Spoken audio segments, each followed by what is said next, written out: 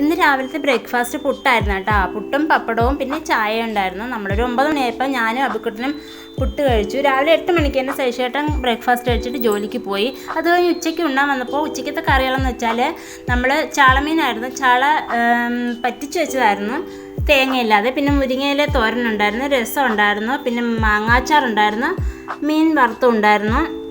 അപ്പോൾ സൈഷേട്ടൻ ഉച്ചയ്ക്ക് ഉണ്ണാൻ വന്നപ്പോൾ ഞാനും സൈഷേട്ടനും എൻ്റെ മോനോട് ചേർന്ന് 1 മണി കഴിഞ്ഞപ്പോൾ ഞങ്ങൾ ഉച്ചയൂണ് കഴിച്ചു.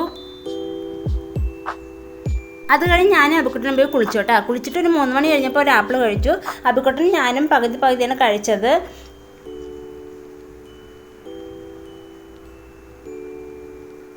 പിന്നെ വൈകുന്നേരത്തെ ചായക്ക് സ്നാക്സ് എന്ന് പറഞ്ഞാൽ ബിസ്ക്കറ്റ് ഉണ്ടായിരുന്നു, പിന്നെ നമ്മൾ അരിമുറുക്ക് ഉണ്ടായിരുന്നു. എനിക്ക് ഈ അരിമുറുക്ക് അങ്ങനെ വലിയ ഇഷ്ടമൊന്നുമല്ല, പിന്നെ മേടിച്ചിട്ട് വന്നുകൊണ്ട് കഴിക്കുന്നതേ ഉള്ളൂ. അപ്പം ഞങ്ങളൊരു 5 മണിയൊക്കെ ആയപ്പോൾ ചായ ഇട്ട് സ്നാക്സും കൂട്ടി കഴിച്ചു. വൈകുന്നേരത്തെ കഴിഞ്ഞിട്ട് രാത്രി നമുക്ക് കഴിക്കാൻ മാഗി ആയിരുന്നു കേട്ടോ. അപ്പം മാഗിയും കഴിച്ചിട്ട് വേഗം സുഖമായിട്ട് പോയി കിടന്നുറങ്ങി. ഇന്നത്തെ വിശേഷം ഇത്രയേ ഉള്ളൂ. ടാറ്റാ.